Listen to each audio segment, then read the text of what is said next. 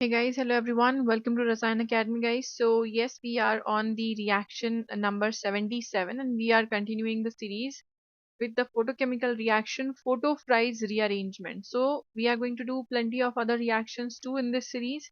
Let's see what is this reaction Photo-Fries Rearrangement. Very simple. So this is just the photochemical analog of your simple Fries rearrangement reaction. So simple Fries rearrangement reaction is nothing but the rearrangement of this kind of your acyl and phenyl ether molecule, that is your phenyl ester molecule, in the presence of AlCl3 to give you the ortho as well as the para substituted para acyl phenol, like this. So this is your simple Fries rearrangement in the presence of Lewis acid. How does the mechanism go? Let's see. So first of all, in the mechanism, we'll see that the Lewis acid is going to be attracted by the carbonyl, all right, in this way, and then what happens is the carbonyl loses the electron density in this way, all right, and the O is going to be the O minus is connected to the Lewis acid, giving you the acylium cation, like this. Now this acylium cation is going to be attacked either by the ortho position or by the para position in this way, and then it is going to give you both of these products, the ortho as well as the para product, right? You're going to get a mixture. So this is your simple Fries rearrangement. What happens in the Photo-Fries rearrangement is very simple. Let's look at this. So Photo-Fries rearrangement, you are going to involve radicals. Yes, so first of all, the excitation takes place in the presence of light. Alright, we are taking a polar solvent over here. Keep that in mind, we are having a polar solvent.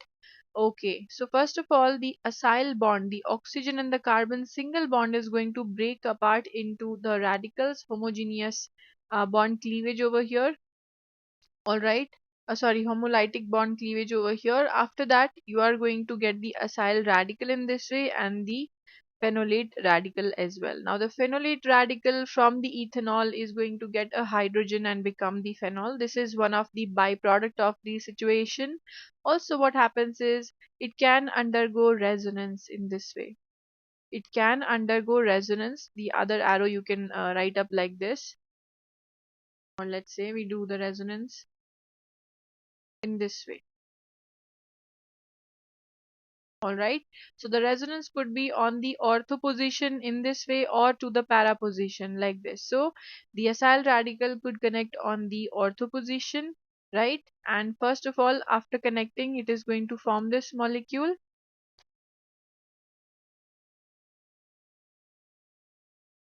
which on losing a proton to the medium is going to give you back the phenol molecule, alright? And also similarly, you are going to resonate the radical to the para position. When the attack takes place on the para, the combination, you are going to get the para substituted product. So this is your very simple Photo-Fries rearrangement.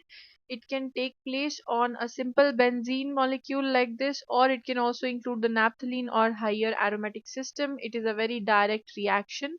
Let's also look at the Photo-Fries rearrangement example over here. So what do you have, guys? You don't have the ester this time. You have the amide and naphthalene amide, like this. So what is going to happen? Low pressure mercury lamp is the source of the light that you are taking. Alright, this much nanometer is the wavelength. What is going to happen? As it is, the molecule is going to give you pi radicals. The system is going to break down into NH radical as well as the acyl radical in this way, and once it does resonance in this way, you are going to get 65% of your ortho product, right? Because the resonance is very close, isn't it? Yes, the resonance takes place quickly and it is going to react with the acyl, which is readily available on the ortho position in this way. It's going to give you, after the recombination, it is going to give you this kind of a molecule, double bond NH, single bond C, double bond O, CH2PH, double bond like this. And just like your tautomerism happens, it is going to be imine enamine tautomerism, that gives you back this molecule, right? So you are going to get the major ortho product in this situation, right? So photo-Fries rearrangement is absolutely same as the Fries rearrangement, just that you're involving radicals over here forming the acyl radical. Okay, yes, and in this condition ortho is your major product. Similarly guys, we have reaction number 78, very important reaction, and you will see plenty of questions on this reaction in your exam, right? Barton nitrile ester photolysis, and we also classify these reactions in a remote functionalization. What is this term? Remote functionalization. That is, we are we are transferring our functional group on a remote position. Remote is a far away position. So what are we doing?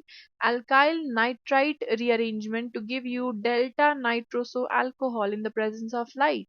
So let's say this is your alkyl nitrite. What is nitrite? NO2. Our NO2 is alkyl nitrite. This is ONO connectivity, connected from the oxygen. Now in the presence of light, what happens is this nitroso group is connected to the delta position right over here. This is your Barton nitrile ester photolysis. So you are transferring the nitrosyl group to the delta, alpha, beta, gamma and delta position onto the delta carbon. That is why we call it remote functionalization. Okay. So let's look at the mechanism. Very simple. What happens in the presence of light? You are breaking down this bond, homolytic cleavage once again. The nitrite bond you are breaking down, and you get the O radical over here in this way, right? As well as the nitrosyl radical like this. Now this O radical is going to do the delta hydrogen abstraction, is going to do the delta hydrogen abstraction in this way. Let's say this hydrogen we are talking about, it becomes OH and gives you a radical on the delta position further, which is going to reconnect to the nitrosyl radical which was free from here. Okay, so that you get the delta nitroso molecule.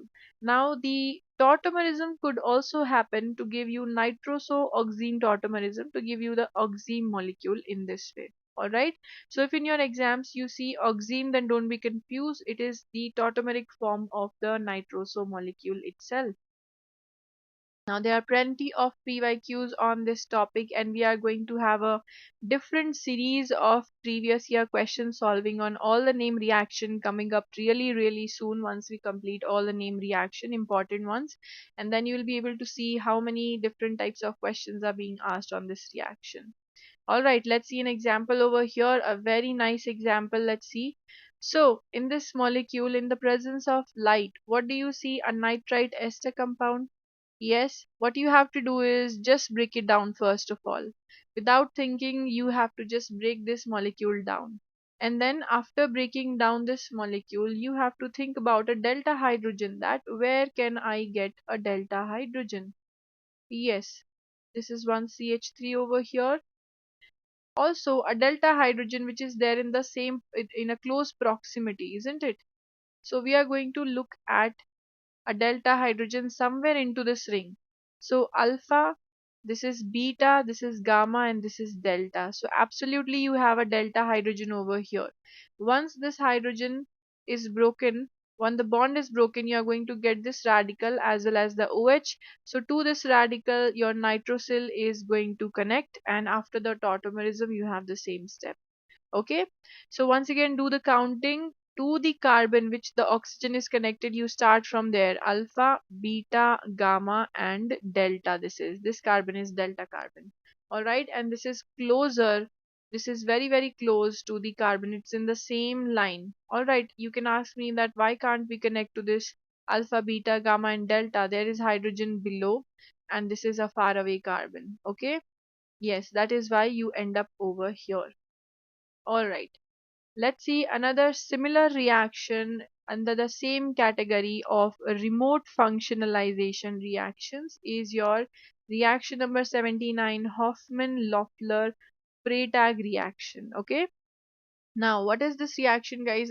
A little bit of a different molecule. You are starting with the N-haloamines. You are starting with the N-haloamines. You are protonating the N-haloamines, and to the protonated version you are providing light.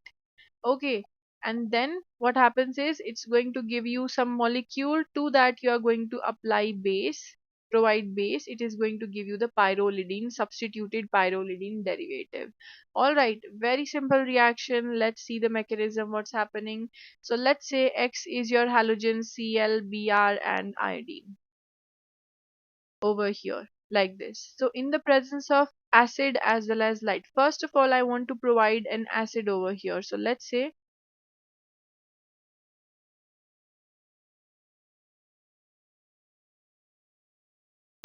this is what I have. All right, this is what I have. Protonated an N-haloamine is going to have a positive charge. Now, in the presence of light, you are going to break down this bond, the N-halogen bond. You are going to break down from here. What do you get, guys? You already had a positive charge on the molecule, so you are definitely going to have a radical cation in this way, right? And your X is lost, which means your X radical is lost. Now this N radical is going to intramolecularly abstract the same proton, alpha, beta, gamma and delta proton, delta hydrogen I would say, from here. That is going to result into this molecule.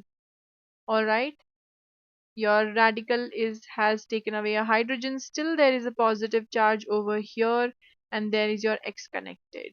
All right, so this is what you get in the presence of light as well as in the presence of acid. It is still protonated molecule and your X has been transferred on the delta position. Okay, all right. So there still has a H. It still has a H and it's going to have a positive charge. Now, in the presence of base, what is the base going to do? The base will take away the extra proton and give the nitrogen its lone pair.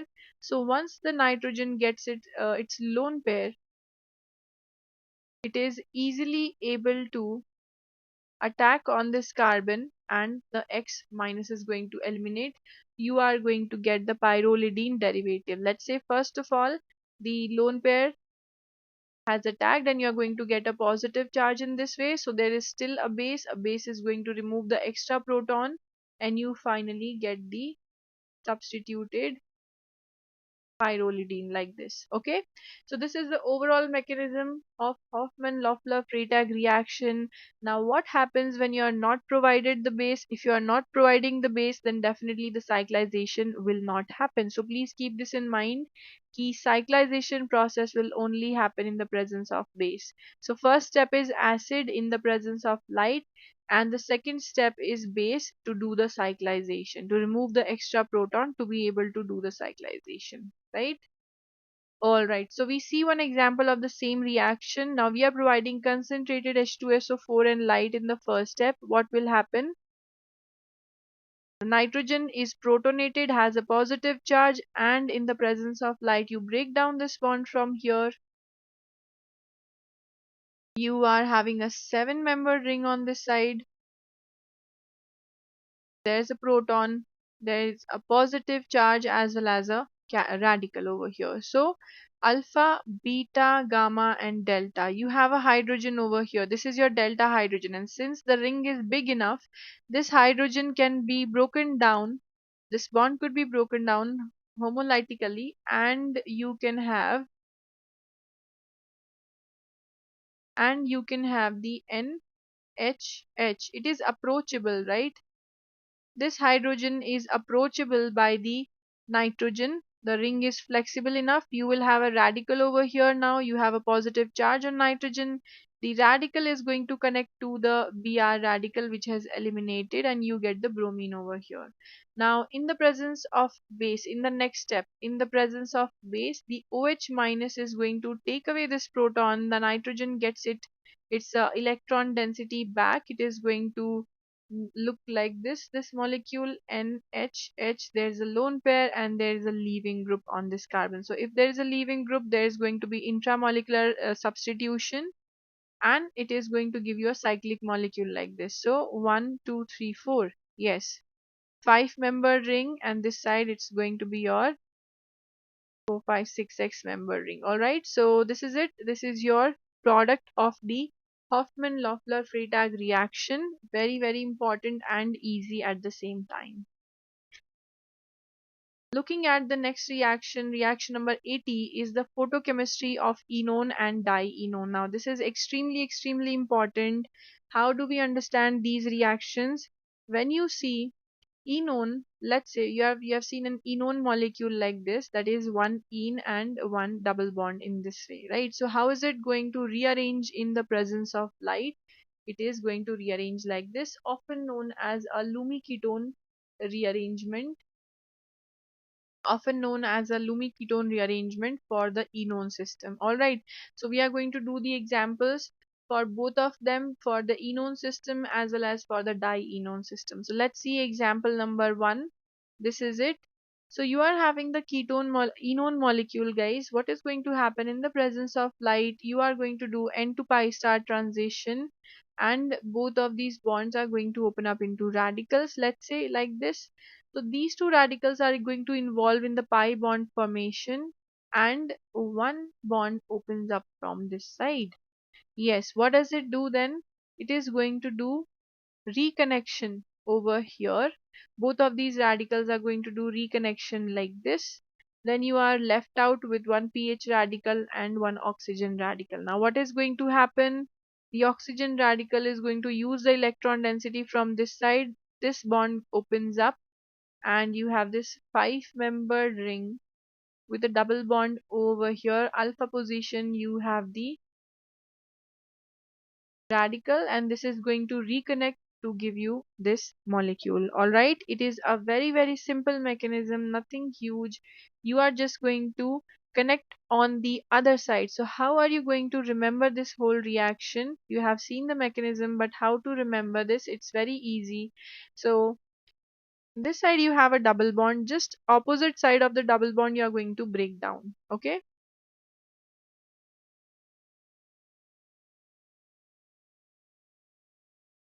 all right, so let's say you have broken down just opposite of the double bond. These are your two radicals. What are you going to do next? You are going to generate a 5-membered ring in this way. Let's say we are not touching the double bond, just to be able to understand. So you are connecting directly like this, and the radical which remains, you have to form a 5-member ring. That is all you have to remember. You are reconnecting like this, and this is your product that you get. All right, so this is an easy way to remember. Just that, also remember the mechanism, how it's going through. Very very simple. In the presence of light, excitation takes place in this way. All right, yes. Now how are we going to apply this on a molecule? Let's say we study an example of the same concept.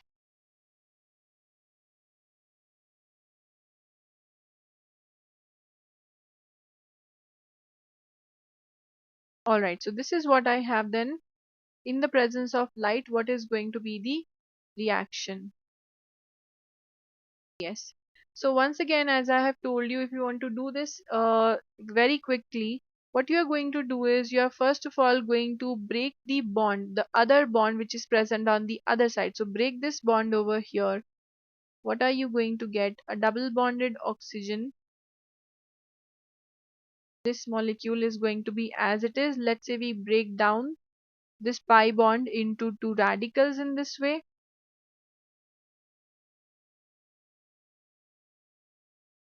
All right, you are having two radicals over here as well. Now you have to remember, you have to make a 5-member ring like this. So these two radicals are being used up. All right, so you have just used up these two radicals. So I'm erasing them over here. And what remains is the other two radicals. All right, the other two radical remain. Now you're going to connect them, but first try to rearrange the molecule. Try to rotate this ring, otherwise it will be very confusing for you to write this. All right, I am writing the other half of the molecule as it is. Yes, now I am going to rotate this molecule. Yes, this part I'm going to rotate.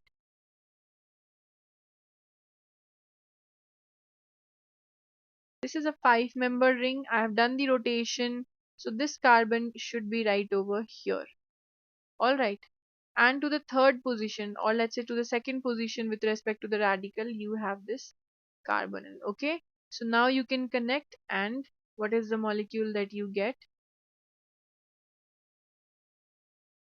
The molecule that you are going to get from here is going to be like this, in this way. All right, so this is a correct molecule, this is your correct product, but sometimes in your options it might also consider that when you are connecting these two molecules as it is without rotating, without doing anything else, they can directly connect from over here also. So you should not be confused if in your question you are seeing this molecule that there is a direct combination over here. This is also correct.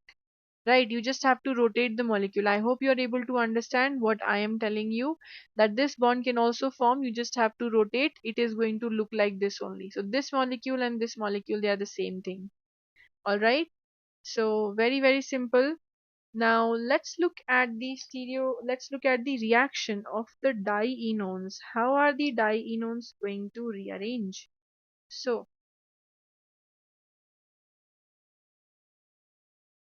let's say we are talking about a very simple dienone molecule system in this way. In the presence of light, your molecule is going to once again undergo the excitation, right? The excitation from the N to pi star. And how does the reaction proceed? Let's say we are once again going to break apart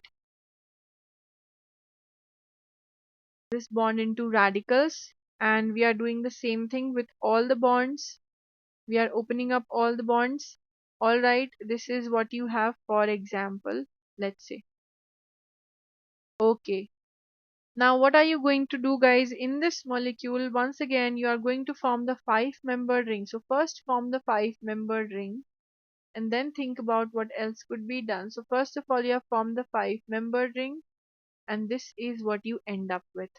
Now what seems possible, you are going to break the molecule from this side. You are going to break the molecule from this side, and you see that you can form a double bond over here, isn't it? Yes, you can form a double bond over here, and the other side is going to have two pH groups as well as a radical. Now it's very, very direct that the radical is going to recombine from this side, and your product is very simple once again. Okay, this is going to be your product. So you result into a enone system, a 5-membered enone system after doing the dienone rearrangement. This is your dienone rearrangement. All right. And guys, see, sometimes the molecule is not written exactly in this format. Sometimes you might also get the dienone and you have some ionic conditions. For example, let's say you are having the ionic conditions like this, and the molecule is not exactly what is given. It's not exactly a dienone molecule that you are getting. Let's say this is the molecule that you have, and in the presence of zinc acetic acid, you have to find what is the major product of this situation. Now what are you going to do? First of all, in the presence of zinc, and it is zinc metal, so it is going to provide the electrons to the bromine, and you are going to get the zinc enolate in this way. First of all,